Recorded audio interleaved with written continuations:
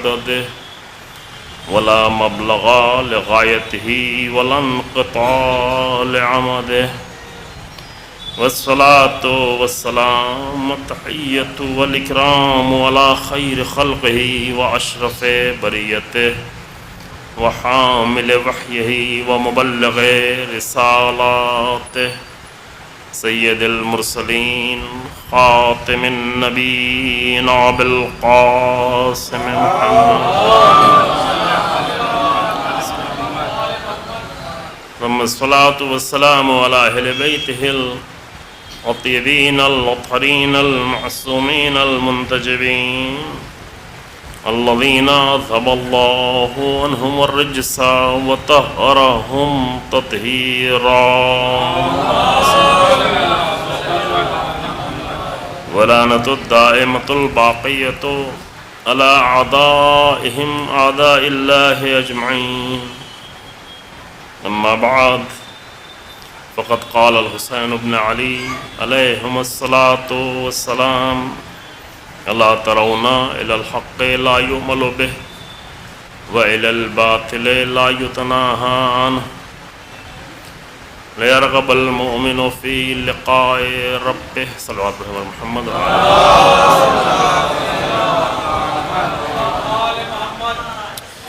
سرکار سید الشہداء حضرت امام حسین علیہ السلام کے ایک مختصر خطبے کا یہ تقریباً آخری حصہ، جس میں امام فرماتے ہیں کہ کیا تم دیکھتے نہیں حق کی طرف کہ اس پر عمل نہیں کیا جا رہا ہے اور باطل کی طرف کہ اس سے روکا نہیں جا رہا ہے، اور ایسے حالات میں ایک مومن رغبت پیدا کرتا ہے، آرزو کرتا ہے اپنے پروردگار سے ملاقات کرنے کی۔ کل آپ کی خدمت میں عرض کیا گیا کہ معیار حق کا معیار ہونا یہ لازم ہے تاکہ حق کی صحیح شناخت ہو سکے، کیونکہ ہر ایک اپنے آپ کو حق سمجھتا ہے۔ اس دنیا کی مشکل ہی یہی ہے کہ اگر انسان اس حد تک کہ جتنا حق نہیں ہے، جتنا باطل ہے اتنا باطل سمجھے، تو خود باطل سے حق کا سفر کرنا شروع کر دے، کیونکہ ایسے انسان بہت کم ملیں گے کہ جو 100% حق ہوں۔ یہ تو صرف ہم ان پر پورے بھروسے سے کہہ سکتے ہیں، اس کہنے والے کے لیے بھی کہہ سکتے ہیں اور جس کے لیے کہا اس کے لیے بھی کہہ سکتے ہیں کہ علی مع الحق والحق مع علی، یا خود رسول اللہ کے لیے کہ رسول اللہ حق کے ساتھ ہیں، حق رسول اللہ کے ساتھ ہے۔ یا یہ سلسلہ جو آگے بڑھا، جو کل آپ کے سامنے کہا کہ یہ حدیثیں رک نہیں جاتی، مصداق بدلتے رہتے ہیں۔ امام حسین حق ہیں اور حق امام حسین کے ساتھ ہے، لیکن معصومین سے ہٹ کر، اب یہ بات میں ممکن ہے کہ صرف اپنے مومنین کے لیے کہہ رہا ہوں کہ جو اس بات کے قائل ہیں کہ ہمارے ائمہ معصومین ہیں، کیونکہ ایک گروہ ہے جو حتیٰ رسول اللہ کو بھی 100% معصوم نہیں مانتا۔ امت مسلمہ میں بحث پوری کی ہے، اب وہ بحثیں یہاں پہ نہیں، موقع بھی نہیں ہے اور مناسب بھی نہیں ہے۔ اہل سنت میں بہت سارے لوگ ہیں جو 100% رسول اللہ کو معصوم مانتے ہیں، کچھ لوگ وہ ہیں جو 40 سال اعلان رسالت کے بعد معصوم مانتے ہیں، کچھ لوگ وہ ہیں جو وحی کے لینے اور وحی کے پہنچانے میں معصوم مانتے ہیں، کچھ لوگ وہ ہیں کہ جو کہا کہ گناہوں سے، بڑے گناہان کبیرہ سے معصوم ہے لیکن گناہان صغیرہ انجام پا سکتے ہیں، کچھ لوگ وہ ہیں جو اور انبیاء میں اور رسول اللہ میں فرق کرتے ہیں۔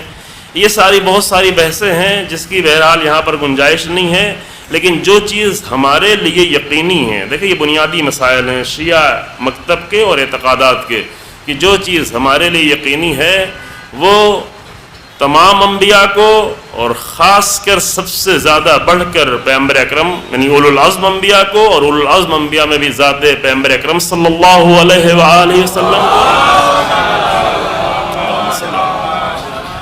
کو اور ائمہ اہل بیت علیہ السلام کو ہر طرح کے گناہ، خطا اور عیب سے معصوم مانتے ہیں۔ اس کی ہمارے پاس دلیلیں موجود ہیں۔ جو لوگ ممکن ہے کہ یہاں پر نہیں کیمرے کے ذریعے سن رہے ہوں، وہ دلیلیں اگر چاہتے ہیں تو ابھی انٹرنیٹ پر اور کتابوں میں وہ ساری دلیلیں بہت ہی مفصل قرآنی دلیلیں بھی اور غیر قرآنی دلیلیں بھی موجود ہیں، اور اس کے علاوہ خود سیرت موجود ہے، کردار موجود ہے جو بتا رہا ہے کہ ہر عمل، ہر قدم معصومانہ قدم ہے۔ تو اس بنیاد پر کہ جو معصوم مانتے ہیں وہ یہ کہہ سکتے ہیں، ہم چونکہ معصوم مانتے ہیں لہذا ہم پورے اطمینان کے ساتھ کہہ سکتے ہیں کہ انبیاء حق کے ساتھ ہیں، حق انبیاء کے ساتھ ہے۔ یوں نہیں ہے کہ انبیاء کبھی کبھی حق کے ساتھ رہے ہوں اور حق کبھی کبھی حق ان کے ساتھ رہو، نہ، ہمیشہ حق ان کے ساتھ ہے اور وہ حق کے ساتھ ہے۔ رسول اللہ ہمیشہ حق کے ساتھ ہیں، حق رسول اللہ کے ساتھ ہے۔ اپنے بات کے لیے چونکہ لوگوں کو شک میں ڈالا جانا تھا لہذا رسول اللہ طے کر کے گئے کہ علی مع الحق والحق مع علی، علی حق کے ساتھ ہے، حق علی کے ساتھ ہے۔ یہ ایک مصداق بیان کر کے گئے رسول اللہ اپنے بات کے لیے، اور کل آپ کے سامنے عرض کیا کہ یہ سلسلہ رکا نہیں ہے، جب تک حق ہے تب تک حق کا کوئی ایسا وارث بھی ہے کہ جس کو اطمینان سے کہا جا سکتا ہے کہ وہ 100% حق کے ساتھ ہے اور حق اس کے ساتھ ہے۔ ہم نے عرض کیا کہ کربلا میں بھی جدھر رسول اللہ نے یہ فرمایا بھی تو اللہم ادر الحق حیث ما دار، پروردگارا، یا روایت دوسری طرح سے بھی ہے دار الحق حیث ما دار، جدھر علی جائیں ادھر حق جاتا ہے، یا پروردگارا حق کو ادھر موڑ دے جدھر علی مڑے۔ یہ تمام ائمہ کے لیے حسین ابن علی جس راستے کو طے کر رہے ہیں حق ساتھ ساتھ ہے۔ حسین ابن علی جب تک مدینے میں ہے حق ہے، مدینے سے مکے کی طرف سفر کر رہے ہیں وہ حق سفر کر رہے ہیں۔ سوال کرنے والوں کے سوال باطل ہیں، حسین ابن علی کا سفر حق ہے۔ مکے سے کوفے کی طرف جا رہے ہیں اور کوفے سے کربلا کی طرف آنا ہوا، یہ سب کچھ حسین ابن علی کی طرف سے جو اقدام ہو رہا ہے سلام اللہ و صلواتہ علیہ، یہ سب کے سب حق ہے۔ کیوں حق ہے؟ اس لیے کہ اسے اللہ کی طرف سے حق قرار دیا گیا۔ معیار کل آپ کے سامنے پیش کر چکے ہیں۔ قرآن کی بہت ساری آیتیں، شاید ایک دو آیت جلدی میں ہم پڑھ جائیں، زیادہ آیتیں ہیں کہ جو یہ بتاتا ہے کہ الحق من ربک، خود ذات پروردگار حق ہے اور جو اس کی طرف سے ہے وہ حق ہے۔ اس نے اتنی ساری نشانیاں قرار دی ہیں آفاق میں اور انفس میں، اور یہ سب قرار دینے کے بعد فرمایا کہ ہم نے یہ ساری نشانیاں دکھائی ہیں انہیں، سنوریہم آیاتنا فی الآفاق وفی انفسہم حتی یتبین لہم انہ الحق، تاکہ لوگوں کے لیے واضح ہو جائے کہ حق ذات پروردگار۔ نشانیاں دیکھتے چلے جائیں، نشانیوں، اس کائنات کو آیات کی نگاہ سے دیکھیں۔ آیات یعنی نشانیاں، آیات یعنی علامت۔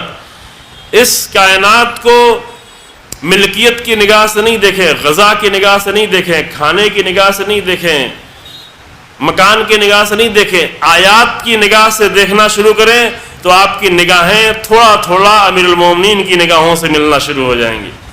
چونکہ امیر المومنین جس چیز پر نگاہ کرتے تھے اسے اللہ کی نشانی کے طور پر دیکھا کرتے تھے۔ یہ روایت آپ کے سامنے پہلے پیش کی جا چکی۔ لہذا قرآن کہتا ہے کہ ہم اپنی نشانیوں کو دکھائیں گے آفاق میں، پورے یونیورس میں، وفی انفسہم، اور ان کے دلوں میں، ان کی روح میں، ان کے اپنے وجود میں، ان کے انفس میں۔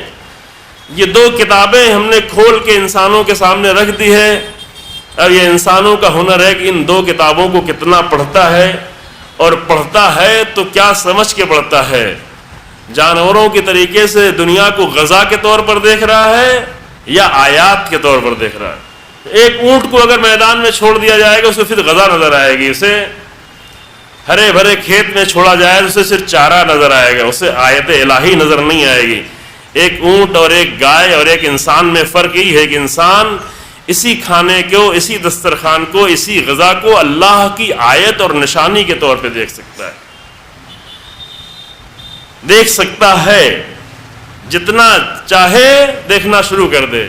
یعنی ہم جیسے لوگ نہیں دیکھ پا رہے ہیں، ہم آپ کو نہیں کہہ رہے ہیں، ہم جیسے لوگ نہیں دیکھ پا رہے ہیں، لیکن یہ دیکھنا جتنا زیادہ بڑھتا چلا جائے اتنی زیادہ یہ نگاہ توحیدی ہوتی چلی جاتی ہے. توحید فقط لا الہ الا اللہ کہہ دینا نہیں ہے. توحید یہ ہے کہ کائنات پہ جدھر نگاہ پڑے اسی کا جلوہ نظر آئے، ایک کا جلوہ، ایک ہی کا سب کچھ نظر آئے. جب یہ دیکھنا شروع کر دے گا انسان تو پھر ادھر سے جو کچھ بھی ہوگا چونکہ وہ حق ہے، انہ الحق، اور وہ اس کے پہلے دوسری آیت بھی پڑھ چکے گی وذالک بان اللہ هو الحق، اللہ کی ذات حق ہے، تو پھر اللہ کی طرف سے جو کچھ ہوگا اسے حق سمجھے گا، اور جو کچھ بھی اللہ کی طرف سے نہیں ہوگا اسے باطل سمجھے گا. جو کہ مقابل میں ہے تو کوئی تیسرا آپشن نہیں بیچ میں، حق و باطل کے درمیان میں کوئی تیسری چیز نہیں ہے کہ کہے کہ ہاں ایک اور تیسرا مسئلہ بھی ہے، یا حق ہے یا باطل ہے. ہر وہ چیز کہ جسے اللہ کی طرف سے دیکھے، اللہ کی طرف سے لے اور اللہ کی طرف سے ہو بھی. اب یہ باریک نقطہ ہے، یہ نہیں کہ ہم جسے چاہیں اسے اللہ کی طرف سے قرار دے لیں، نہ، اللہ کی طرف سے ہونا بھی ضروری ہے.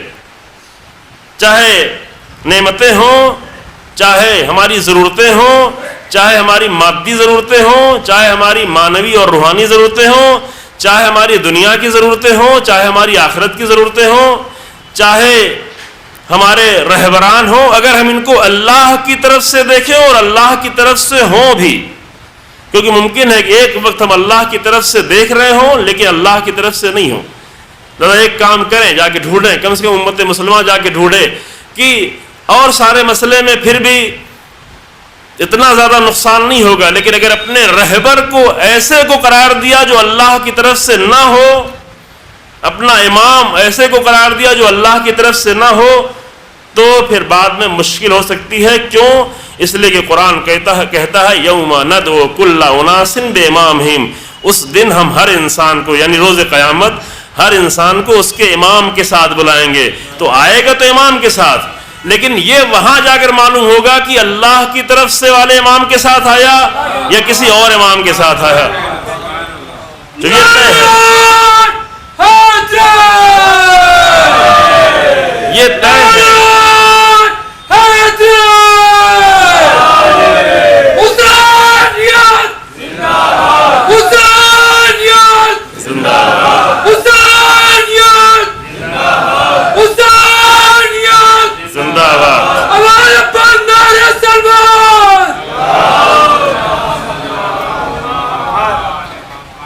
نے کہا دل بھر کے لگا لیں، چونکہ ٹائم کم ہے، بار بار لگانے کی زحمت نہ کرنی پڑے بیچارے کو. جزاک اللہ. طیب اللہ انفسکم، طیب اللہ انفسکم. بس یہ طے کر لے انسان، یہ ایک اہم مسئلہ ہے، یہ ایک سیریس مسئلہ ہے. ہم نے بہت سیریس چیزوں کو ہنسی مذاق بنا کے رکھ دیا ہے، لہذا اسی کے نتیجے میں اس اہم مسئلے کو بھی ہم نے بہت آہستہ ایک معمولی چیز بنا دی ہے. قرآن کہتا ہے کہ یوم ندعو کل اناس بامامہم، ہر ایک کو اس کے امام ہی کے ساتھ بلایا جائے گا، امام کے ساتھ آئے گا. امام کس کے ساتھ؟ یعنی جس کے ساتھ وہ چلتا رہا. یہ نہیں کہ جس کو کبھی آ کر قصیدے پڑھ کے جاتا رہا، وہ امام نہیں ہوا. امام یعنی جو جس کی زندگی کو دیکھ کر وہ اپنی زندگی گزار. اصل امامت کے معنی ہی یہی ہے کہ جس کو اس نے اپنا نمونہ عمل قرار دے لیا. ہم کم سے کم اپنے آپ کو دھوکہ نہیں دیں. امام یعنی وہ کہ امام کے معنی ہے آگے چلنے والا، اور امت اور معموم کے معنی ہے جو اس کے پیچھے پیچھے چلے. تو زندگی بھر جس کے پیچھے پیچھے چلتے رہے، جس سوچ کے، جس فکر کے، جس آئیڈیالوجی کے، جس طرح کے لوگوں کے پیچھے چلتے رہے، وہی ہمارے امام بن گئے. یہ بھی اہم مسئلہ ہے. توجہ ہمارے ہیں، ٹھہرے یہاں پر تھوڑا، ٹھہرنے کی جگہ ہے کہ جس کو انداز زندگی کو اپنے لیے اپنا لیا وہی اس کا امام بن گیا. اور قرآن کہتا ہے کہ اسی امام کے ساتھ تمہیں بلایا جائے گا، اسی امام کے ساتھ تمہیں رکھا جائے گا. شفاعت کے معنی کیا ہیں؟ اب یہ بحث میں چھیڑنا نہیں چاہتا لیکن ایک جملہ کہے گا. شفاعت کے معنی یہ ہے کہ وطر جو ایک انسان تنہا ہے اس کو کسی کے ساتھ کر دیا جائے. والشفع والوتر، وتر یعنی ایک اور شفع یعنی دو ہو جانا. شفع کے معنی ہی دو ہونا ہے. یعنی اصل شفاعت یہ ہے کہ جس کے ساتھ انسان رہا. قیامت میں یقیناً شفاعت ہے، لیکن کس کی؟ جس کے ساتھ زندگی گزارتے رہے، جس کے ساتھ عقیدے رکھے، جس کا طرز عمل رکھا، جس کا طریقہ زندگی رکھا، وہی آخرت میں بھی تمہیں تنہا نہیں چھوڑے گا. یہ نہیں کہ آخرت میں جا کے بدل لوگے، زندگی میں کسی اور کے ساتھ چلتے رہے، آخرت میں تبدیل کر لیں گے. نہ، جو اس دنیا میں شفیع رہا ہے ہمارا، یعنی ہمارا ساتھی، وہی آخرت میں بھی ساتھی رہے گا. اب اگر آخرت میں کوئی اور ساتھی چاہ رہے ہو اور دنیا میں کسی اور کو بنایا ہوگا، تو پھر قرآن کہتا ہے کہ وہاں جا کے انسان حسرت کرے گا، یا لیتنی اتخذت مع الرسول سبیلا، اے کاش کہ میں نے ان کو اپنا ساتھی نہ بنایا ہوتا، رسول اللہ کو اپنا ساتھی بنایا ہوتا. اے کاش کہ میں نے امیر المومنین کو ساتھی بنایا ہوتا. اے کاش کہ حسین ابن علی کو ساتھی بنایا ہوتا. اے کاش کہ اصحاب حسینی کو ساتھی بنایا ہوتا. لیکن یہ حسرت ہے، یہ قیامت کے دن کی حسرت ہے کہ جس طریقے زندگی پہ زندگی جی گئے وہی تمہارا امام ہے، وہی لوگ تمہارے ساتھ ہوں گے، وہی جھنڈ بنے گی، وہی افراد ساتھ میں ہوں گے، وہی انداز ساتھ میں ہوگا، وہی شکل ساتھ میں ہوگی. شکل بھی وہ نہیں رہ جائے گی. میں تو نہیں چھیڑنا چاہتا، واقعی شفاعت کی بحث بہت اہم بحث ہے اور بہت مفید بحث ہے، لیکن ایک اتنا جملہ کہہ کے آگے بڑھ جاؤں کہ شفاعت بہت اہم ہے، لیکن پہلے وہ شکل لے کے جائیں انسانوں والی کہ ہاں ہماری شفاعت کرو، آپ بھی انسان ہیں، میرے ساتھ آ جاؤ. چونکہ انسان کی شکل انسان کے عمل سے بن رہی ہے. اب یہ واقعہ لمبا ہے، کبھی انشاءاللہ بیان کیے. آج مجھے دوسری بات عرض کرنی کہ انسان کی ایک شکل یہ ہے جو جسم ہے، مادی شکل ہے، جو بن رہی ہے اور مٹ رہی ہے. سیلز بن رہے ہیں، مٹ رہے ہیں، بن رہے ہیں، مٹ رہے ہیں، بن رہے ہیں، ختم ہو رہے ہیں اور آخر میں بالکل ختم ہو جائیں گے، موت آ جائے گی. اور یہ خاک سے منہا خلقناکم وفیہا نعیدکم، اسی خاک سے تمہیں میں نے خلق کیا ہے اور اسی میں تمہیں پلٹا دیں گے. اور پلٹا کے کیا کر دیں گے؟ خاک ہی بنا دیں گے. پھر کیا بچے گا؟ انسان کا ایمان اور انسان کا عمل، صرف دو چیز بچے گی. پھر اسی دو چیز کی بنیاد پر انسان کی ایک نئی شکل بنے گی. جیسا ایمان اور جیسا عمل ویسے ہی شکل. اب اس کے لیے واقعات بہت زیادہ ہیں، آپ سنتے بھی رہتے ہیں کہ مینا میں لوگ چیخ رہے تھے. امام سجاد نے کہا کہ یہ لوگ کہہ رہے تھے ما اکثر الحجیج، کتنے زیادہ حاجی ہیں. تو امام سید سجاد علیہ السلام نے کہا کہ ما اکثر الزجیج، اللہم صلی علی محمد، فرمایا کہ ما اکثر الزجیج و اقل الحجیج، شور کرنے والے کتنے زیادہ ہیں، حج کرنے والے کتنے کہ گھبرا گئے، اتنا بڑا مینا کا میدان بھرا ہوا ہے. کیا دیکھنا چاہتا ہے؟ امام نے اس کی باطنی آنکھیں کھول دی. ظاہری نگاہوں کے پیچھے باطن کو دیکھنا. یہ باطن دیکھنے لگا تو باطن میں دیکھا کہ بہت سارے جانوروں کے درمیان میں کہیں کہیں کوئی انسان بھی نظر آ رہا ہے. کہا یہ کیوں ہے؟ کہا کہ جس کا جیسا ایمان و عمل ہے ویسی اس کی شکل بھی ہے. یہ حقیقی شکل ہے اور انسان کی حقیقی شکل ہی باقی رہے گی. یہ جسمانی شکل باقی نہیں رہے گی. یہ کہتے ہیں بعض لوگ بہت خوبصورت ہو جائیں گے. یہاں تو خوبصورت نہیں، کیسے خوبصورت ہو جائیں گے؟ اگر عمل اچھا ہوا، اگر ایمان اچھا ہوا تو خوبصورت ہو جائیں گے. بہت واضح سی بات ہے. مثلا بہشت میں سب خوبصورت ہوں گے. کہا کیوں خوبصورت ہوں گے؟ یہاں تو خوبصورت نہیں تھے، مثلا فلاں، مثلا میں خوبصورت نہیں تو بہشت میں کیسے خوبصورت ہو؟ اگر خدا نصیب کرے. کہ اگر ایمان و عمل اچھا ہوگا تو وہاں خوبصورت ہو جائیں گے، کیونکہ ایمان و عمل سے نئی شکل بنے گی. یہ شکل ہی نہیں ہوگی، یہ ہاتھ نہیں ہوگا، یہ آنکھیں نہیں ہوں گی، یہ چہرہ نہیں ہوگا، یہ جسم نہیں ہوگا، یہ وجود نہیں ہوگا. ایمان و عمل ابھی شکل بنا رہا ہے. ہم لوگ نہیں دیکھ پاتے، لیکن جو باطنی نگاہیں رکھتے ہیں وہ ابھی سی دنیا میں بھی دیکھ لیتے ہیں. دیکھنے والے ہیں، دیکھ لیتے ہیں. میں یہاں پہ نام نہیں لینا چاہتا کہ آپ دوسری بحث سے پڑ جائیں. بعض لوگ بعض بزرگوں کے سامنے جاتے ہوئے ڈرتے تھے کہیں میری اصلی شکل نہ دکھ جائے. ابھی کی بات ہے کہ جاتے ہوئے ڈرتے تھے. شاید آپ نام سنا کہہ لیتے. آیت اللہ بہجت کے سامنے لوگ جاتے ہوئے ڈرتے تھے کہ کہیں میری حقیقی شکل دیکھ نہ لیں. البتہ جو دیکھتے ہیں وہ اظہار نہیں کرتے. یہ بزرگوں کا کام ہے کہ کسی کو رسوا نہیں ہونے دیتے، کسی کو ذلیل نہیں ہوتے. رسول اللہ کے پاس کیسے کیسے کس حقیقی شکل کے لوگ آتے تھے، لیکن رسول اللہ کے چہرے سے بھی نہیں سمجھ پاتے تھے کیا ہیں ہم. آتے تھے ائمہ کے پاس. بس جو اللہ کی طرف سے ہے وہ حق ہے. اللہ کی طرف سے امام ہے تو حق ہے.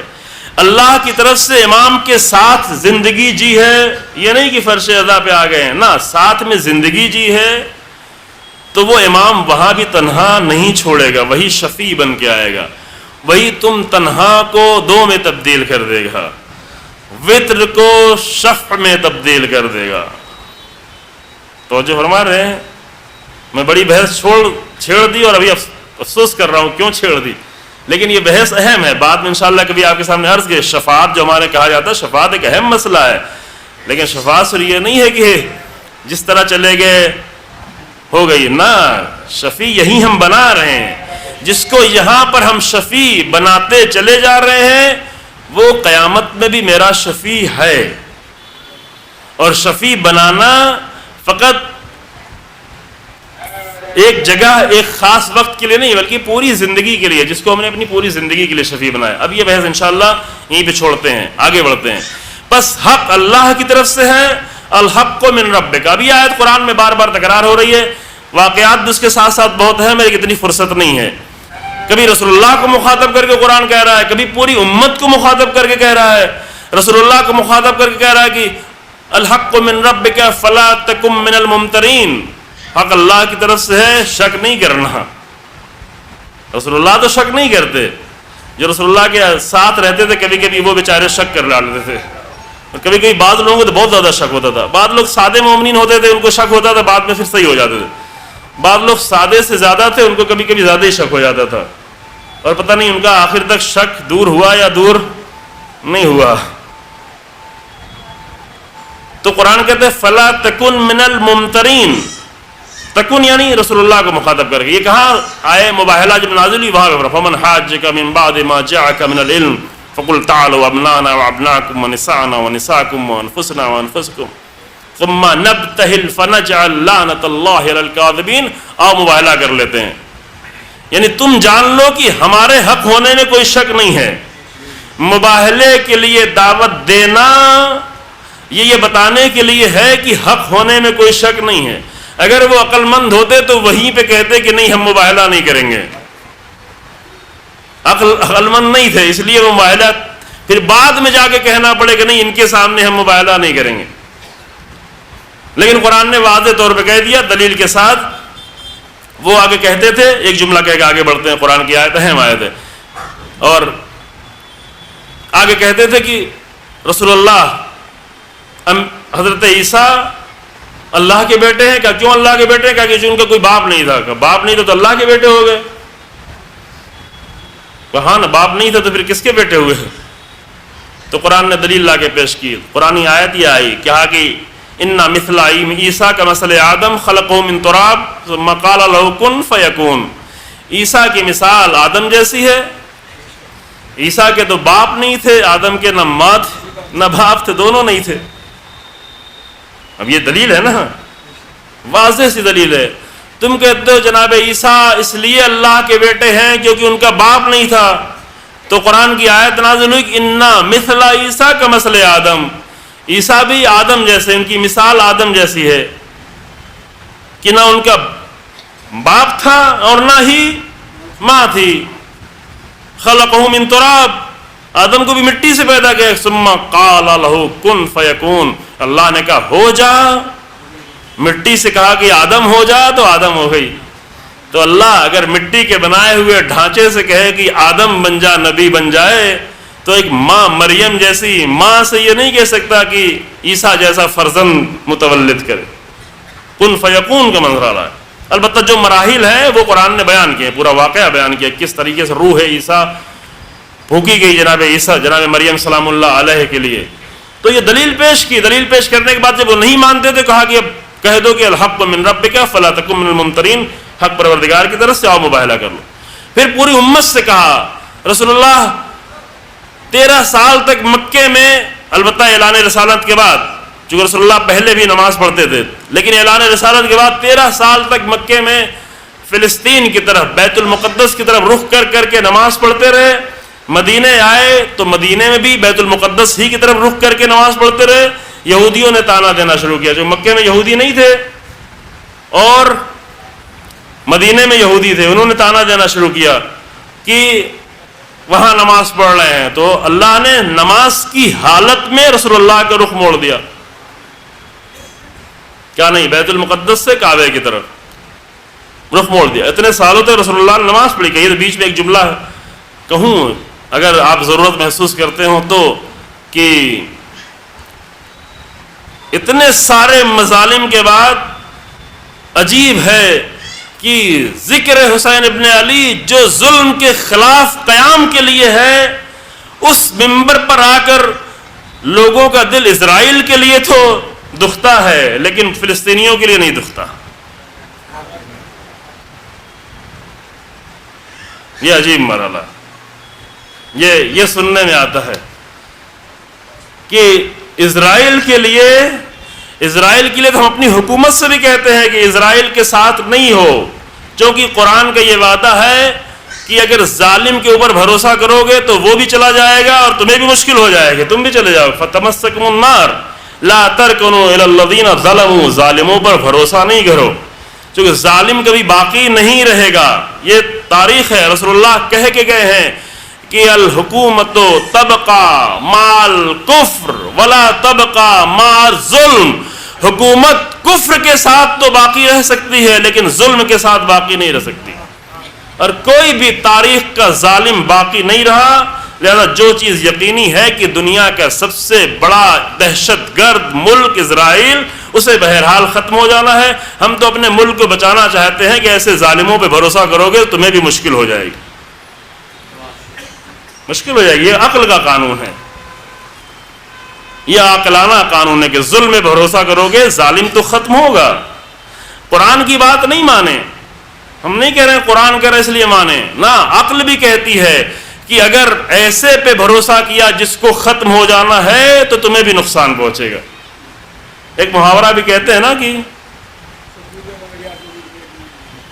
بھروسہ نہیں کرو ڈوبتے ہوئے پر، جو خود ہی ڈوب رہا ہے اس پہ بھروسہ نہیں کرو۔ اور اسرائیل کا ڈوبنا تو طے ہے۔ اب یہ ہمارے سیاستدانوں کی نگاہیں کیوں نہیں دیکھ پاتی، وہ اور کیا ان کو دکھایا جا رہا ہے وہ لوگ جانتے ہیں بہتر طریقے سے، لیکن جو چیز طے ہے وہ یقینی ہے کہ ظلم کا خاتمہ ہونا ہے، اور بہت زیادہ وقت بھی نہیں لگے گا۔ اگر تھوڑا سا حالات سے آگاہی ہوتی تو طے ہوتا کہ بہت زیادہ وقت بھی نہیں لگے گا انشاءاللہ۔ لہذا یہ اہل ہندوستان کی ذمہ داری ہے کہ اپنے ملک کو بچائیں، اپنے ملک کو ایسے سیاستدانوں سے بچائیں جو ایسے لوگوں پہ بھروسہ کرتے ہیں جو بھروسے کے لائق نہیں ہیں، جو اپنے ملک پہ بھروسہ نہیں کرتے، جو اپنے ملک کی عوام پہ بھروسہ نہیں کرتے، جو اپنے ملک کے جوانوں کی قوت پہ بھروسہ نہیں کرتے، جو دوسری طاقتوں پہ بھروسہ کرتے ہیں۔ یہ دوسری طاقتوں پہ بھروسہ ہی تھا کہ سپریم کورٹ میں ایسا قانون پاس کیا گیا جو ہندوستان کے کسی بھی انسان کے مزاج کے مطابق نہیں ہے۔ میں آپ کے یہاں وقت نہیں لوں، کل بیان کر چکا ہوں، چند دن پہلے جو کورٹ میں قانون اتنا گندا قانون پاس کیا گیا، اتنا شرمناک قانون پاس کیا، مجھے ممبر پہ کہتے ہوئے شرم آتی ہے، میں کیسے کہوں؟ معلوم ہے آپ سب کو نا، میں لفظ کیسے استعمال کروں اس ممبر پر، اتنے پاکیزہ ممبر پر ایسا گندا لفظ کیسے استعمال کروں کہ جو قانون آگے پاس کیا گیا، بہت ہی کنایے میں کہہ دوں کہ مرد کا مرد کے ساتھ شادی کرنا اور عورت کا عورت کے ساتھ شادی کرنا، یہ کنایے میں کہہ رہا ہوں، یہ سب کچھ پاس کیا گیا۔ یہ کیوں پاس کیا گیا ایک اتنے بڑے ملک میں؟ اس لیے پاس کیا گیا کہ وہ لوگ جو حتیٰ جو ہندوتو کی اور ہندوازم کی بات کرتے ہیں انہیں اپنے مذہب کا بھی دھیان نہیں ہے، چونکہ ہندوازم میں یہ جائز نہیں ہے، نہ اسلام میں جائز ہے، نہ ہندوازم میں جائز ہے، نہ کرسچینٹی میں جائز ہے، نہ کسی اور مذہب میں جائز ہے۔ اور ہندوستان ملک وہ ہے جہاں پہ اگر ہم یہ نہیں کہیں کہ 99% اور 95% سے زیادہ لوگ وہ ہیں جو مذہبی ہیں، دیندار ہیں، دھارمک ہیں، اور کسی بھی دھرم میں یہ چیز جائز نہیں ہے، خود اس ہندو مذہب میں جائز نہیں ہے۔ تو وہ لوگ جو ہندو مذہب کا نعرہ لگا رہے ہیں وہ ہندو کی بات کر رہے ہیں، ہندوتو کی بات کر رہے ہیں، ہندوتو کے دشمن ہیں، ہندوازم کے دشمن ہیں۔ اب یہ مجھے نہیں معلوم کہ خود ہندو سیاستدانوں نے اور ہندو بزرگوں نے اس کے لیے آواز کیوں نہیں اٹھائی، لیکن یہ قانون میں پہلے کل عرض کر چکا ہوں شام کی مجلس میں۔ بہرحال چونکہ یہ ہوا، یہ ایک باطل امر انجام پایا، اس لیے کہ انہیں دوسروں کی طاقتوں پہ بھروسہ ہے لیکن اپنی طاقت پہ بھروسہ نہیں ہے، اپنے جوانوں پہ بھروسہ نہیں ہے، اپنے ملک پر بھروسہ نہیں ہے، ایک چھوٹے سے ڈوبتے ہوئے ملک پر بھروسہ ہے، لیکن ان ہزاروں سال کے اتنے بڑے ملک پر بھروسہ نہیں ہے، تو اس ملک کے دوست ہیں یا اس ملک کے دشمن ہیں؟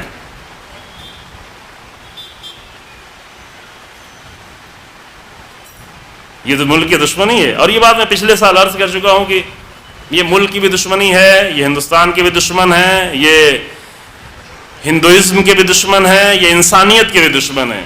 جو یہ نفرت کی فضا پھیلائی جا رہی ہے، یہ سب کے دشمن ہے، یہ ہر مذہب کے دشمن ہے اور انسانیت کے بھی دشمن، اور اس کا نقصان بہرحال ملک کو پہنچ چکا ہے۔ کم سے کم یہ ملک 20 سال پیچھے ہو چکا ہے۔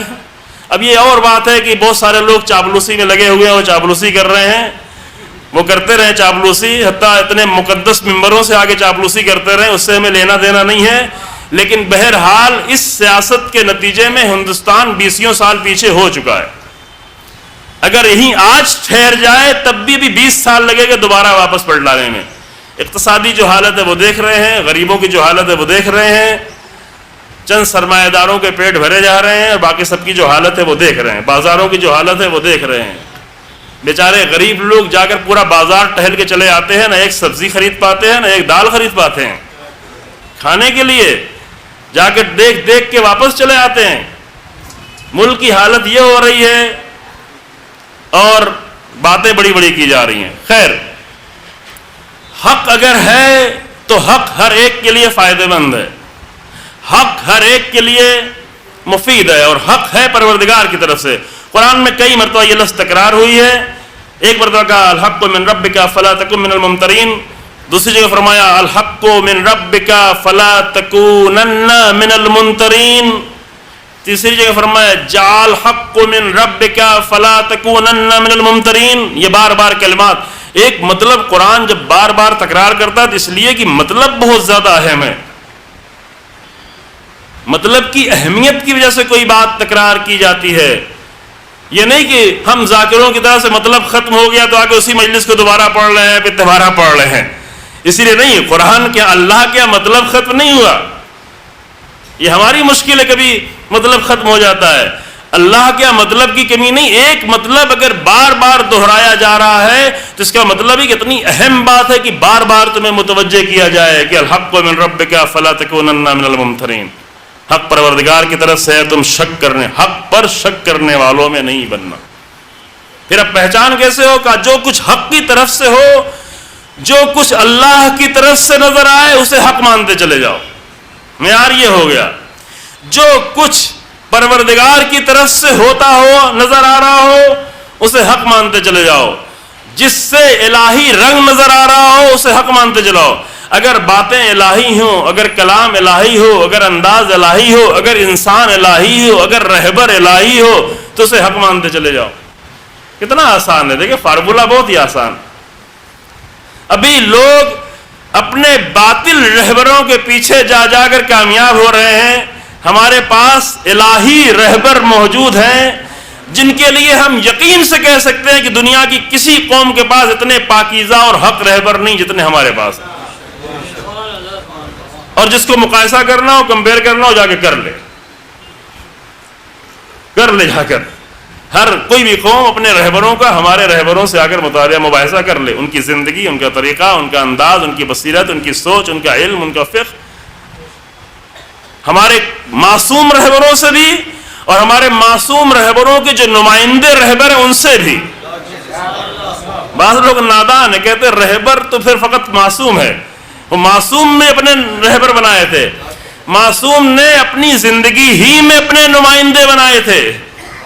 جب امیر المومنین کے پاس حکومت آئی تو کہا، یہ نہیں کہا کہ میں تنہا ہر جگہ جا جا کر حکومت کروں گا، کہا نہیں، مجھے بھی گورنروں کی ضرورت ہے، مجھے بھی نمائندوں کی ضرورت ہے۔ حکومت نمائندوں کے ذریعے سے کی جاتی ہے۔ امام زمان کو بھی کم سے کم 313 نمائندے چاہیے جس کے ذریعے سے اس دنیا پر حکومت کر سکے ہیں۔ کہتے ہیں 313 لوگ، پوچھتے تھے 313 لوگ نہیں ہیں، 313 لوگ نہیں ہیں، نہیں 313 لوگ لڑنے والے ہیں، 313 لوگ جان دینے والے ہیں، 313 مخلص لوگ نہیں بلکہ 3 لاکھ ہیں، بلکہ 3 کروڑ ہیں۔ امام زمان پر جان دینے والے کروڑوں میں ہیں، لیکن 313 مالک اشتر نہیں ہے، 313 سلمان نہیں ہے، 313 حبیب نہیں ہے، 313 زہیر نہیں ہے. یہ 313 پیدا کر لے، امام زمان آنے کے لیے تیار ہیں. تو امام کو بھی اپنا نائب چاہیے، امامت کو اپنا نائب چاہیے. اب کہ وہ تو معصوم تھے، یہ غیر معصوم ہے، تو امام علیہ السلام کے گورنروں میں کوئی معصوم تھا؟ یہ سوال میرا ہے. امام علی علیہ السلام کے گورنروں میں 22-24 گورنروں میں کوئی معصوم بھی تھا؟ ایک بھی معصوم نہیں تھا، ایک بھی معصوم نہیں تھا. چونکہ امام علیہ السلام کے زمانے میں صرف 2 معصوم تھے امام کے علاوہ، ایک امام حسن علیہ السلام، ایک امام حسین علیہ السلام، بس 2. اور 2 امام کے ساتھ تھے، وہ دونوں گورنر کبھی نہیں بنے. وہ امام کے حامی تھے، امام کے ناصر تھے، امام کے مددگار تھے، امام کے تمام مراحل میں ساتھ دینے والے. گورنر جتنے بن کے گئے وہ سب کے سب غیر معصوم تھے. اب کوئی کہتے ہیں یہ غیر معصوم گورنر ہے، ان کی بات ہم نہیں مانیں گے، امام علی علیہ السلام کی بات مانیں گے. تو ان کی بات نہیں مانو گے، تم نے امام علی علیہ السلام کا انکار کیا ہے، چونکہ امام نے ان کو گورنر بنایا ہے. ان کا انکار کر رہے جیسے کیا، جیسے اہل کوفہ نے، جو بہت مومن لوگ بھی تھے، بعد میں جان بھی دے دی بیچاروں نے، بعد میں جان دے دی انہوں نے، لیکن کہا نہیں، مسلم ابن عقیل کی بات نہیں مانیں گے، امام حسین علیہ السلام خود ہی آئے تو تلوار اٹھائیں گے. جناب مسلم کہہ رہے ہیں کہ اٹھو، ہانی کو پکڑ لیا ہے، ہانی کو گرفتار کیا ہے، ابھی مناسب موقع ہے، تلواریں اٹھاؤ، چلو دارالامارہ تک. کہا نہیں، آپ کے کہنے پہ تلوار نہیں اٹھائیں گے، خود امام حسین آئیں گے تو تلوار اٹھائیں گے، آپ کے کہنے پہ نہیں اٹھائیں گے. وہ کوفہ آج بھی موجود ہے، جہاں بھی اس طرح کی باتیں کی جائیں یہ سمجھ لیں وہاں کوفہ ہے. چونکہ کوفہ شہر تو عراق میں ہے، لیکن کوفیت ہر جگہ ہو سکتی ہے. جہاں بھی نادانی کی باتیں کی جائیں وہاں کوفیت ہے، اور وہاں کوفہ ہے. البتہ ہم کسی پہ طنز نہیں کہہ رہے ہیں، طنز کرنا مقصد نہیں ہے، انشاءاللہ کہ ایسا کوئی نہ ہو مومنین کے درمیان میں. اور اگر ابھی تک نہ سمجھا ہو تو سمجھے کہ حکومت افراد کے ذریعے سے کی جاتی ہے. امام زمان جیسا حاکم بھی جو بنے گا تو اس کو افراد چاہیے ہیں. لڑنے والے تو آج بھی موجود ہیں، لڑنے والے تو امام صادق علیہ السلام کے بعد بھی 1 لاکھ موجود تھے. کہہ رہے میں 1 لاکھ دے رہا ہوں. کہا 1 لاکھ تو تم دے رہے ہو، لیکن 17 ایسے لوگ نہیں ہیں جن کے ذریعے سے میں حکومت کر سکوں. پکڑ کے لے گئے، کہا کہ آؤ چلو میرے ساتھ. لے گئے مدینے کے باہر، کہا یہ بھیڑیں دیکھ رہے ہو؟ کہاں؟ کہا اگر اتنے افراد میرے پاس ہوتے تو میں قیام کرتا. لڑنے والے کہاں؟ لڑنے والے ہیں.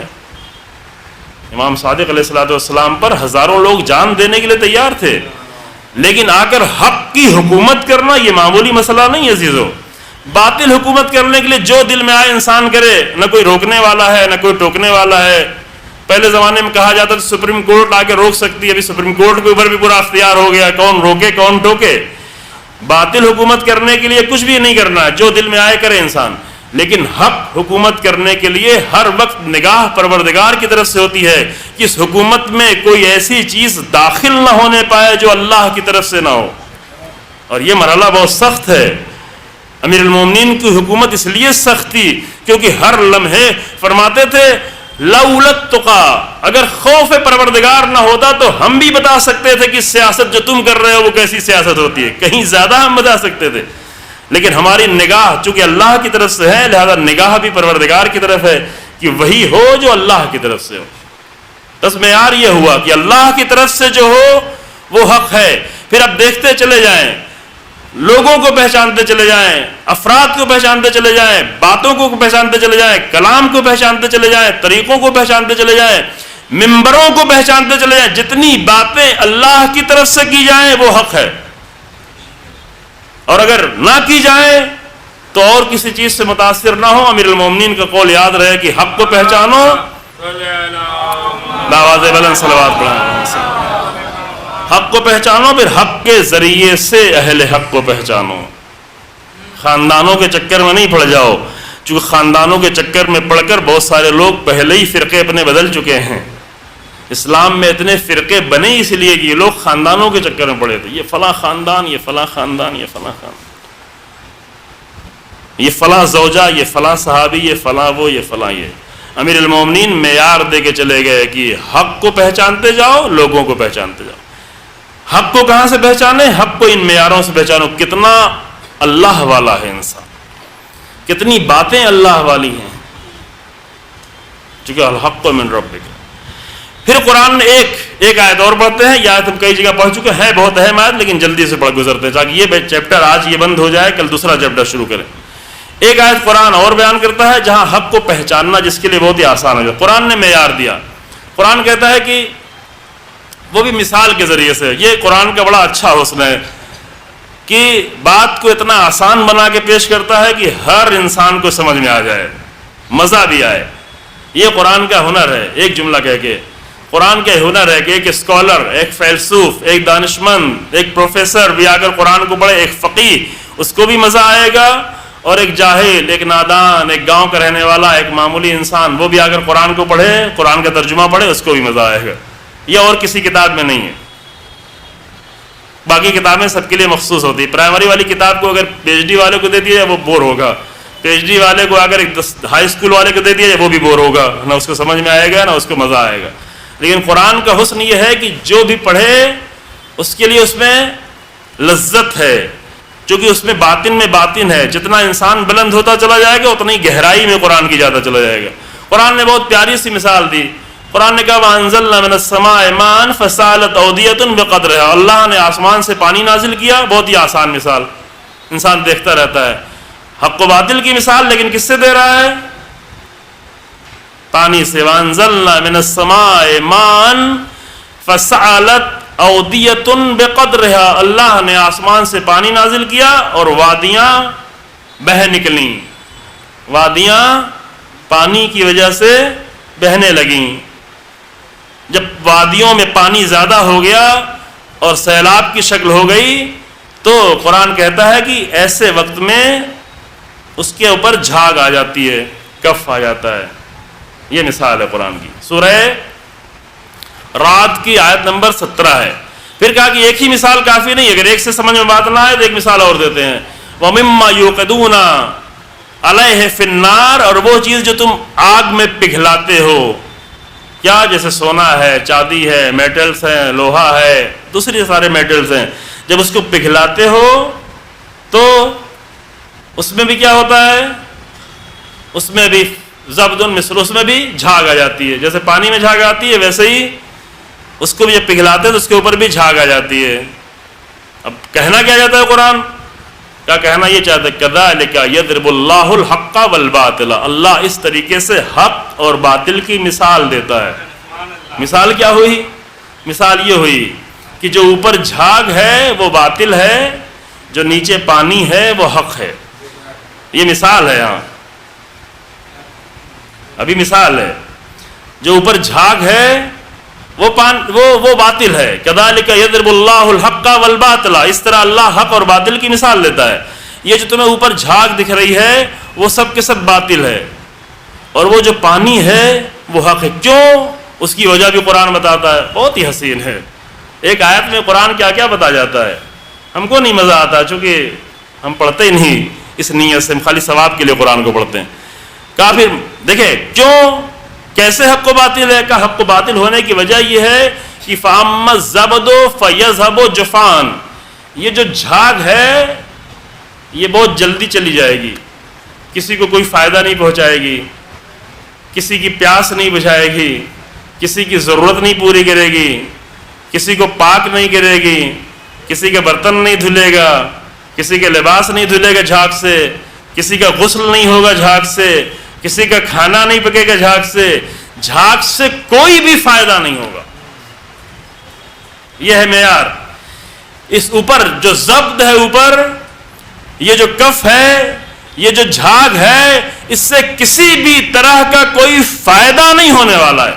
وَأَمَّا مَا يَنْفَعُ النَّاسَ فَيَمْكُثُ فِي الْأَرْضِ، اور وہ چیز جو لوگوں کے لیے فائدے مند ہے، ينفع، جو نفع بخش ہے۔ وَأَمَّا مَا يَنْفَعُ النَّاسَ، اور وہ چیز جو لوگوں کو فائدہ پہنچاتی ہے، فَيَمْكُثُ فِي الْأَرْضِ، وہ ممکن ہے تمہیں دکھائی نہ پڑے لیکن زمین کے اندر جا کے ٹھہر جاتی ہے۔ توجہ کریں، ممکن ہے تمہیں دکھائی نہ پڑے، زمین میں جا کر ٹھہر جاتی ہے۔ کیوں ٹھہر جاتی ہے؟ اس لیے کہ یہ حق ہے۔ کیوں حق ہے؟ اس لیے کہ یہ فائدہ پہنچانے والی ہے۔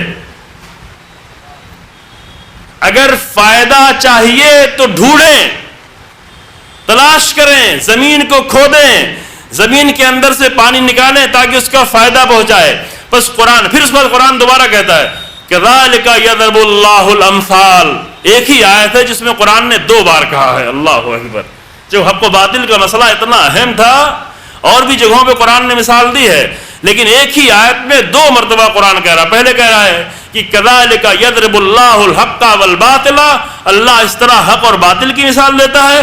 پھر دوبارہ اسی آیت کے آخر میں کہتا ہے کذالک یضرب اللہ الامثال، اللہ اس طرح سے مثالیں دیتا ہے تاکہ سب کو سمجھ میں آ جائے کہ دیکھو وہ چیز جو فائدے مند ہے وہ حق ہے، اور وہ چیز جو فائدے مند نہیں ہے وہ باطل ہے۔ اسی معیار پر دیکھتے چلے جاؤ، جو باتیں، جو کلام، جو گفتگو، جو خطابت، جو منبر، جو علم، جو حوزہ انسان کو فائدہ پہنچا رہا ہے وہ حق ہے، اور جو فائدہ نہیں پہنچا رہا ہے، فقط تفریح کرا رہا ہے، وہ قرآن کہتا ہے۔ معیار دیا ہے قرآن۔ قوم کا فائدہ، قوم نادانی کا شکار ہے، جہالت موج مار رہی ہے، غربت موج مار رہی ہے، جوانوں کی یہ حالت ہے، غریبوں کی یہ حالت ہے، اخلاقی حالت بد سے بدتر ہے، سماجی حالت بگڑی ہوئی ہے، طلاق پہ طلاق ہو رہے ہیں، گھروں میں جھگڑے ہو رہے ہیں، طلاق نہیں بھی ہو رہا ہے تب بھی نفرتیں بڑھ رہی ہیں، محبت سے کوئی رہنے کو تیار نہیں ہے۔ ایسی قوم کی حالت ہو اور ایسی حالت میں ہم آ کر ممبر پر تفریح کریں اور تفریح کرائیں، تو قرآن کہتا ہے وہ باتیں جو فائدہ پہنچائیں وہ حق ہیں۔ ما ينفع الناس، جس سے لوگوں کو فائدہ، یہ نہیں کہا قرآن نے کہ ما ينفع المؤمنون، یہ نہیں کہا، یہ نہیں کہا کہ جس سے مسلمانوں کو فائدہ ہو، جس سے مومنوں کو فائدہ ہو، جس سے میرے سجدہ کرنے والوں کو فائدہ ہوگا۔ ما ينفع الناس، وہ کہ جس سے لوگوں کو فائدہ ہو، تمام انسانوں کو فائدہ ہو۔ یہ قرآن کا مزاج نہیں ہے کہ اگر ممبر سے اتنی نفرت کی باتیں کی جائیں کہ اہل بیت کا فائدے سے لوگ محروم ہو جائیں، اہل بیت کے فائدے سے محروم ہو جائیں، حسینیت کے فائدے سے محروم ہو جائیں۔ حسینیت کا فائدہ لوگوں کے لیے ہے کیونکہ حق ہے حسینیت، یہ ہماری مشکل ہے کہ ہم نے آ کر اسے روک دیا ہے، روک دیا۔ 2 سال پہلے یہیں لکھنؤ سے 11 محرم کو مجھے فوراً جانا پڑتا ہے، 11 محرم کو چنئی گئے، وہاں ایک بڑا پروگرام تھا حسین ڈے کے نام پر، اور بہت سارے لوگ دوسرے مذہب کے لوگ جمع تھے وہاں پہ۔ ہمارے بعض یہاں کے لکھنؤ کے بھی بڑے ذاکرین موجود تھے۔ وہاں پہ ایک سوال شروع کیا تھا، وہ ہے ابھی موجود ہے انٹرنیٹ پر تقریر۔ ایک سوال کیا تھا کہ ہم نے یہاں لکھنؤ کے جلوس میں دیکھا، آپ فخر کرتے ہیں نا، بعض لوگوں نے بھی کہا کہ لکھنؤ کی عزاداری کو کہا جا رہا ہے، ہمیں اس بات پہ کوئی برا نہیں لگ رہا ہے، نہیں معلوم فیس بک پہ کیا چل رہا ہے اور کہاں کیا چل رہا ہے، وہ کوئی مسئلہ نہیں ہے۔ اصل یہ چیز اگر کچھ لوگوں کو کچھ باتیں بری لگیں تو یہ سمجھ لیں کہ کچھ بات کہی گئی ہے۔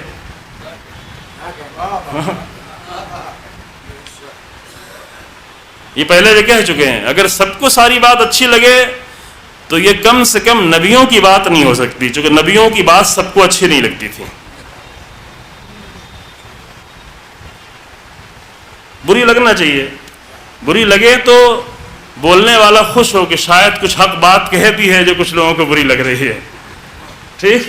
لہذا وہ اہم مسئلہ نہیں ہے۔ لیکن وہاں پہ ایک سوال کیا، چونکہ میرے لیے بہت اہم مسئلہ تھا کہ لکھنؤ کے جلوس میں شریک ہوا، لکھنؤ کے عاشورہ کے جلوس میں شریک ہوا۔ پھر میں جیسے ہی آگے بڑھا تھا کہ بڑی بڑی گاڑیاں لگی ہوئی ہیں، سارے چوراہے بند کیے گئے ہیں، ساری گلیاں بند کی گئی ہیں، کسی کو آنے نہیں دیا۔ میں نے پوچھا بھائی یہ کیوں بند کیا گیا ہے؟ کہا کہ اس لیے بند کیا گیا ہے کہ تاکہ کوئی آنے نہ پائے۔ کہا پھر جلوس کیوں نکالا گیا ہے؟ جلوس تو نکالا ہی جاتا ہے دوسروں کو دکھانے کے لیے، جلوس تو اپنے لیے نہیں نکالا جاتا۔ یہ حل کریں آپ لکھنؤ کے مومنین اور لکھنؤ کے ذمہ دار افراد، جلوس تو دوسروں کو دکھانے کے لیے نکالا جاتا ہے کہ ہم کیا ہیں، ہم نے 10 دن کیا امام آزا خانوں میں کیا ہے، وہی بتانے کے لیے آیا کہ یہ ہم نے کیا ہے۔ جلوس کا مقصد ہی ہے کہ حسینیت دوسروں تک پہنچائے. کہا نہیں ممکن ہے کوئی شرارت کر جائے اس لیے پولیس روکتی ہے. تو پولیس صحیح روکتی ہے چونکہ شاید پہلے کسی نے شرارت کی ہو, پولیس کی ذمہ داری ہے تاکہ بد نظمی نہ ہونے پائے. وہ کرتے ہیں بیچارے, زحمت بھی کرتے ہیں. لیکن سوال ہم نے یہ کیا تھا کہ ایسے حالات بنے ہی کیوں ہوں. سوال یہ ہے چونکہ اسی لکھنؤ میں چند کلومیٹر دور میں گیا, اسی عاشور کے, دیکھا کہ ہزاروں کی تعداد میں اہل سنت بھی جلوس نکالے ہوئے ہیں, وہ بھی حسین ابن علی کی یاد منا رہے ہیں. اب آپ کہیں کہ وہ میری طرح سے نہیں مناتے تو ہم کہیں کہ ہم ہی حق ادا کر رہے ہیں کیا؟ نہ ہم اس طرح منا رہے ہیں جس طرح منانا چاہیے, نہ ہم اس طرح عزاداری کر رہے ہیں جس طرح امام زین العابدین علیہ السلام کرتے تھے, نہ وہ کر رہے ہیں جس طرح امام کرتے تھے. تو ہم دونوں کو بہتر کرنے کی ضرورت ہے. لیکن وہیں اسی عاشور میں جا کے دیکھا کہ ہزاروں کی تعداد میں چند کلومیٹر دور اہل سنت حسین ابن علی کا جلوس نکالے ہوئے ہیں. تو اس جگہ پر کیوں انہیں روکا جا رہا ہے؟ کہ روکا پولیس نے, ہم نے تو نہیں روکا ہے. سوال یہی تھا کہ ایسے حالات کیوں بنائے گئے کہ پولیس کو روکنا پڑ رہا ہے؟ جلوس تو سب کو شریک کرنے کے لیے تھا, جلوس تو سب کو بلانے کے لیے تھا. بعض ملکوں میں ہم نے جا کے دیکھا جہاں پہ شیعہ کی تعداد, ایک ملک میں جانا ہوا 16-17 سال پہلے کی بات ہے, شیعہ کل 250-300-400 شیعہ تھے, لیکن لاکھوں کی تعداد میں اہل سنت پہلی محرم سے جلوس نکال رہے تھے, تعزیے بنا رہے تھے, ساری رات جگ رہے تھے. یہ لکھنؤ نے آ کر بتا دیا ہے کہ جو بھی ہمارا نہیں ہے وہ اہل بیت کے دشمن ہے. یہ نہیں ہے عزیزو, یہ نادانی کی باتیں ہیں. اہل بیت تو وہ تھے جو واقعاً دشمن تھے, ان کو بھی اپنے قریب لاتے تھے. اہل بیت کا انداز یہ تھا کہ دشمن کو دوست بنا لیں. اور ہم جو اہل بیت کی عزاداری کر رہے ہیں, جو اہل بیت کے نام کا جمعہ کا خطبہ پڑھ رہے ہیں, جن کی نماز پوری نہیں ہوتی جب تک کہ اہل بیت پہ صلوات نہیں پڑھ لیتے, جو اہل بیت کی عزاداری کر رہے ہیں پورے ہندوستان میں, جو اسی لکھنؤ کے آس پاس میں اہل بیت کی عزاداری کر رہے ہیں, ان کو ہم نے طے کر دیا کہ اہل بیت کے دشمن ہے, عزاداری کے دشمن ہیں. اب دوسروں کو کہتے کہتے ابھی اندر بھی کہنا شروع کر دیا کہ وہ بھی فلاں بھی عزاداری کے دشمن ہے, فلاں بھی عزاداری کے دشمن ہے. جو انہیں آ کر صحیح عزاداری سکھائے گا اس کو دشمن بنا دیں گے. جو انہیں آ کر اپنی عزاداری سے نکال کر امام سید سجاد کی عزاداری تک لے جانا چاہے گا اسے اہل بیت کے دشمن بنا دیں گے. جو انہیں اپنی لکھنوی کربلا سے نکال کر حسین ابن علی کی کربلا تک لے جانا چاہے گا اسے حسین ابن علی کے دشمن بنا, چونکہ اپنا پسند ہے, حسین ابن علی کے پسند نہیں ہے. مشکل یہ ہے ہمیں اپنی بنائی ہوئی چیزیں پسند ہیں, حسین ابن علی کے پسند نہیں ہے. ہمیں اپنا بنایا ہوا دین پسند ہے, اللہ کا دین پسند نہیں ہے. قرآن کہتا ہے الحق من ربک, جو اللہ کی طرف سے وہی حق ہے, جو تمہارا اپنا ہے وہ باطل ہے. قانون واضح ہے, اور وہی حق ہے جو فائدہ پہنچائے, اور وہی حق ہے جو سب کو فائدہ پہنچائے. ما ينفع الناس, جو لوگوں کو فائدہ پہنچائے. اگر قرآن کی آیتیں نہیں پڑھی ہیں تو خدا کے لیے جا کے پڑھیں, سورہ رات کی آیت کریمہ ہے. اما ما ينفع الناس, 2 مرتبہ قرآن کرے, یہ مثال حق و باطل کی طرح, تاکہ پہچانو. ایسی باتیں نہ کرو کہ جس سے لوگوں کو فائدہ نہ پہنچے, ایسی باتیں نہ کرو کہ جس سے لوگ اہل بیت سے دور ہو جائیں, ایسی باتیں نہ کرو کہ لوگ شیعت کے بارے میں متنفر ہو جائیں, ایسی باتیں نہ کرو کہ دشمن آ کر کامیاب ہو جائے مسلمانوں کو لڑانے میں. قرآن کسی اور اتحاد کی باتیں کر رہا ہے, ہم کسی اور اتحاد کی بات کر رہے ہیں. کب یہ طے ہوگا؟ انشاءاللہ کہ قرآن پڑھا جائے گا, انشاءاللہ کہ قرآن پڑھنے کی توفیق ملے گی ہمیں. قرآن بھی اتحاد کی باتیں کر رہا ہے, لیکن قرآنی اتحاد اور ہے اور لکھنوی اتحاد اور ہے. برا نہیں مانیے گا. اب میں لکھنؤ اس لیے کہہ رہا ہوں, میں بھی لکھنؤ میں آ گیا ہوں کچھ دنوں سے, اس لیے میں اپنے آپ کو کہہ رہا ہوں, آپ کو نہیں کہہ رہا ہوں, ٹھیک ہے.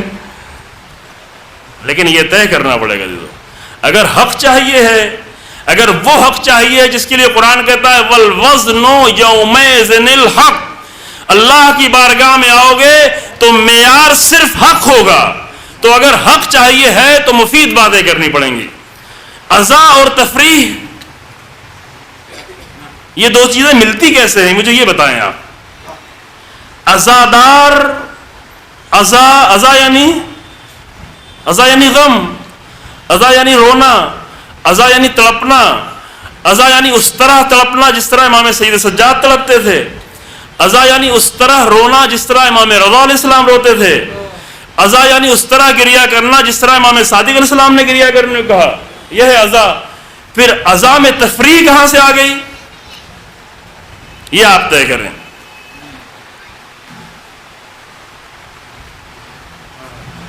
ہمارے ایک بزرگوار ہیں، خدا ان کو شفا دے، بہت سخت حالت میں، وہ کہتے ہیں، کل میں نے کہا پھر کہہ رہا ہوں، آج پھر اس لیے کہہ رہا ہوں، ان کا یہ جملہ ہے کہ ممبر سے قوم خراب ہوئی، اسی ممبر سے صحیح ہوگی انشاءاللہ۔ لیکن کب صحیح ہوگی؟ جب تفریح کے حالات سے نکلیں، جب دین کو مذاق نہیں بنائیں، جب دین کو تفریح کا سامان نہیں بنائیں۔ اگر دین کو تفریح کا سامان ہی بنانا تھا تو کسی چوراہے پہ جا کے کھڑے ہوں اور فرش ادا پہ نہیں آئیں، ممبر پر نہیں آئیں، چونکہ دین تفریح کا سامان نہیں ہے، دین سنجیدہ ہے۔ دین کو تفریح بنا دیا تو پوری زندگی تفریح بن کے رہ گئی، اب نہ علم ہے، نہ حکمت ہے، نہ پاکیزگی ہے، نہ اخلاق ہے، نہ سماج ہے، نہ معاشرہ ہے، پوری زندگی کو تفریح بنا کے رکھ دیا۔ جو دین اگر صحیح ہوتا، دین سنجیدہ ہوتا، دین امیر المومنین کے دین کے طریقے سے ہوتا، دین حسین ابن علی کتنا سنجیدہ ہے دین کے لیے کہ 72 کو اپنے ساتھ لیے چلے جا رہے ہیں۔ یہ دین کے بارے میں سنجیدگی ہے، دین تو مذاق نہیں ہے، دین تو تفریح نہیں ہے، دین سنجیدہ مسئلہ۔ اگر دین سنجیدہ ہو جائے گا، اگر یہ ممبر سنجیدہ ہو جائے گا، اگر یہ فرش ادا سنجیدہ ہو جائے گی تو ہماری زندگیاں بھی سنجیدہ ہو جائیں گی۔ ابھی دوسری قوموں کی حالت دیکھیں اور اپنی قوم کی حالت دیکھیں، یہ غیر سنجیدگی کا نتیجہ ہے۔ جو دین آ کر ہمیں بلند کرنے والا تھا، اس دین سے ہم نے دوری اختیار کی، اپنے دین بنائے۔ جو عزاداری آ کر ہمیں عظیم انسانوں میں تبدیل کرنے والی تھی، جو عزاداری ہمیں حبیب نے مظاہر سے قریب کرنے والی تھی، جو حر سے نزدیک کرنے والی تھی، جو زہیر قین سے نزدیک کرنے والی تھی، آج اس عزاداری کو ہم نے چھوڑ دیا۔ خدا کی قسم، حسین ابن علی کی اس عزاداری کو چھوڑ دیا جو جناب زینب کی میراث تھی۔ ہم اپنی عزاداری لے کے چل رہے ہیں، تو یہ عزاداری تو ہمیں نہیں حبیب بنا پائے گی، یہ عزاداری تو ہمیں حر ابن ریاحی نہیں بنا پائے گی۔ یہ اس عزاداری میں یہ صلاحیت نہیں بنانے کی، اس عزاداری میں صلاحیت ہے۔ امام سید سجاد کی عزاداری میں صلاحیت ہے، آج بھی صلاحیت ہے۔ جناب زینب کی عزاداری میں آج بھی صلاحیت ہے، لیکن ہماری عزاداری میں صلاحیت نہیں ہے جو آپ دیکھ رہے ہیں۔ پس دین سنجیدہ ہے، اتنا سنجیدہ تھا کہ جب اپنے جوان علی اکبر کو لے کے آئے، اپنے 6 مہینے کے بچے کو لے کے آئے، کہا بابا جان آپ نے یہ کون سا کلمہ بلند کیا؟ سفر کر رہے ہیں، غنودگی طاری ہوئی، آنکھیں کھلیں، فرمایا انا للہ و انا الیہ راجعون۔ علی اکبر ساتھ ساتھ چل رہے ہیں، کہ بابا جان آپ نے کلمہ استرجاع بلند کیا۔ فوراً بیدار ہوتے ہی فوراً کوئی اس کی خاص وجہ؟ کہا ہاں بیٹا، میں نے دیکھا کہ کوئی کہہ رہا ہے کہ یہ کاروان آگے بڑھ رہا ہے اور موت اس کے پیچھے پیچھے یا استقبال کر رہی، جو کلمات ہیں کہ فرزند رسول اللہ، بابا جان ہم حق پر ہیں۔ دیکھیں یہ معیار حق ہے۔ علی اکبر نے کوئی بھی اور سوال نہیں کیا، فقط ایک سوال۔ جو لوگ حق کی اہمیت کو جانتے ہیں وہ حق کے سوا اور کسی چیز کے بارے میں پوچھنا ہی نہیں چاہتے۔ کہ بابا ہم حق پر ہیں؟ کہا بیٹا حق پر ہیں، حق کے سوا اور یہ ہمیں بتانے کے لیے تھا در حقیقت۔ کہ پھر جب حق پر ہیں تو موت ہم پر آ جائے یا ہم موت پہ چلے جائیں، پھر اس کے بعد اس کی کوئی پرواہ نہیں ہوا کرتی۔ اور روز عاشور حسین ابن علی نے سب کو مقتل میں جانے سے روکا، شب عاشور ہی سے کہنا شروع کر دیا کہ جاؤ جاؤ، جس کو جانا ہے جائے۔ کبھی اکٹھا کر کے کہا کہ چلے جاؤ، الگ الگ بھی کہا کہ چلے جاؤ۔ نافع ابن ہلال کو دیکھا ساتھ میں آ رہے ہیں، کہا کہ نافع یہ 2 پہاڑیوں کے درمیان سے جاؤ، چلے جاؤ اس رات کی تاریکی میں۔ الگ بھی کہا، سب کو جمع کر کے کہا۔ روز عاشور بھی جب کوئی مقتل میں جانا چاہ رہا ہے تو روک رہے ہیں، منع کر رہے ہیں، لیکن صرف ایک جگہ مقتل میں ملتا ہے. البتہ یہ معتبر مقتل کی باتیں ہیں جو شاید آپ کو نہ سننے میں ملے.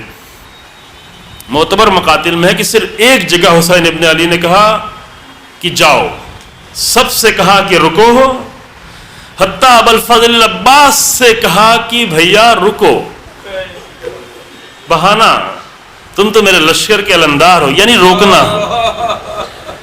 ابوالفضل عباس سے کہہ رہے ہیں رکو، لیکن صرف ایک مقام ہے جہاں پہ کہہ رہے ہیں تقدم بلدی، اے میرے لال علی اکبر آگے بڑھو، علی اکبر آگے بڑھو. علی اکبر کو تو جانے کے پہلے ہی سے آرزو ہے، کیونکہ اپنا بیٹا ہے. اپنے بیٹے کو یا تو ہاتھ میں اٹھا کر مقتل میں چلے آئے، جو آنے کے لائق نہیں تھا اپنے قدموں سے، اسے خود ہی لے کر مقتل میں آ گئے، اور جو مقتل میں آنے کے لائق تھا وہ ہر ایک کو تو روک رہے ہیں، رک جاؤ حر، رک جاؤ زہیر، رک جاؤ عباس، رک جاؤ. لیکن علی اکبر تقدم بلدی، میرے لال آگے بڑھو، میرے لال آگے بڑھو. آگے بڑھو تو کہہ دیا اس لیے کہ بیٹا تھا، لیکن جب یہ بیٹا جانے لگا تو پھر رسول اللہ کی شبیہ یاد آنے لگی. بیٹا ہونے کی حیثیت سے تو کہا کہ میرے لال آگے بڑھو، لیکن یہ بیٹا تو صرف نہیں جا رہا. علی اکبر جیسے 1000 بیٹے حسین کے پاس ہوتے تو سب کا نام بھی علی رکھتے اور سب کو اللہ کی راہ میں قربان بھی کر دیتے. حق پہ قربان کرنے کی لذت کا ہمیں اندازہ نہیں ہے. کوئی جا کے جناب زینب سے پوچھے کہ حق پہ قربان کرنے کی لذت کیا ہے، کوئی جا کر حسین ابن علی سے پوچھے، ہم سمجھ ہی نہیں سکتے عزیزو. لہذا حق پہ قربان کرنے میں حسین پیچھے نہیں ہٹیں گے، لیکن جو چیز حسین ابن علی کو تڑپا رہی ہے وہ یہ کہ اس کے بعد چند لمحے بھی اگر ہم زندہ ہیں تو رسول اللہ کی تصویر کے بغیر ہیں. چونکہ جب سے علی اکبر تھے تب سے حسین ابن علی کا جب بھی دل چاہتا تھا رسول اللہ کو دیکھنے کا، جا کر علی اکبر کو دیکھا کرتے. بہت اچھا لگتا تھا حسین ابن علی کو. چونکہ یہ بات پہلے بھی عرض کرتا رہا ہوں، بچپن سے رسول اللہ سے جدائی ہو گئی تھی، بہت ہی کم عمر میں، 7-8 سال کی عمر میں جب جدائی ہو گئی تھی تو وہ تڑپ حسین ابن علی کی باقی تھی. رسول اللہ سے اتنا عاشقانہ رشتہ تھا، اتنا محبت تھی، اتنا انس تھا کہ جن بچوں کے حسنوں، جن بچوں کے علی و فاطمہ جیسے باپ موجود ہوں، وہ اپنے ماں باپ کو چھوڑ چھوڑ کر بار بار رسول اللہ کے پاس آتے.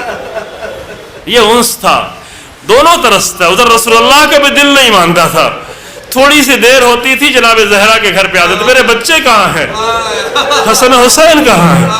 پھر انہیں اپنی آغوش میں لیتے تھے، پھر اپنے سینے پہ لیتے تھے، پھر اپنے گود میں لیتے تھے، پھر اپنے زانوں پہ لیتے تھے، پھر اپنے کندھوں پہ لیتے تھے. یہ عشق تھا، یہ نانا نواسے کا عشق تھا. البتہ اس عشق کے اندر کچھ اور بھی عشق چھپا ہوا تھا. یہ تڑپ تھی حسین ابن علی کی. لیکن جب علی اکبر کو دیکھا، جب علی اکبر بڑے ہونے لگے، جب علی اکبر جوان ہونے لگے تو رسول اللہ کی وہ چہرے کی نکھار سامنے آنے لگی، حسین ابن علی کے دل کی وہ تڑپ ختم ہونے لگی. اب جب دل تڑپتا تھا تو جا کر دیکھتے تھے، دن میں دیکھتے تھے، رات میں دیکھتے تھے. رات میں سوتے سوتے رسول اللہ کی یاد آتی تھی، جا کر علی اکبر کو دیر دیر تک دیکھا کرتے تھے. یہ میرا اپنا جملہ نہیں ہے، یہ حسین ابن علی خود ہی فرما رہے ہیں کہ جب علی اکبر تیار ہو کر آئے، سامنے کھڑے ہو گئے، سر سے پیر تک دیکھا اور آواز دی، نگاہوں کو بلند کیا، آواز دی، اللہم اشہد علی ہؤلاء القوم فقد برز الیہم اشبہ الناس خلقا و خلقا و منطقا برسولک. اے میرے اللہ گواہ رہنا کہ میں اسے بھیج رہا ہوں جو خلقت میں، اخلاق میں، بولنے میں بالکل تیرے رسول جیسا تھا. اور اس کے بعد یہ جملہ فرمایا، وَلَمَّا اشْتَقْنَا فَلَمَّا اشْتَقْنَا بِزِيَارَةِ رَسُولِكَ نَظَرْنَا إِلَيْهِ. اے میرے اللہ جب بھی میرا دل چاہتا تھا، یہ حسین ابن علی کا جملہ ہے، جب بھی میرا دل چاہتا تھا کہ تیرے رسول کی زیارت کریں تو جا کے علی اکبر کو دیکھا کرتے تھے. کتنا علی اکبر کو دیکھا ہے. जवान को हुसैन इब्न अली ने कितना देखा है, कितनी बार देखा है कि कभी कभी जब सोते हुए देखते थे तो अली अकबर को पता नहीं चलता था, लेकिन जब दिन के उजाले में देखते थे तो अली अकबर भी महसूस करते थे कि मेरा बाबा मुझे किन निगाहों से देखता है। मेरा बाबा सिर्फ मुझे बेटे की निगाह से नहीं देखता है, निगाहों में जो वो एहतराम है, निगाहों में जो वो तड़प है, निगाहों में जो वो खास अंदाज है,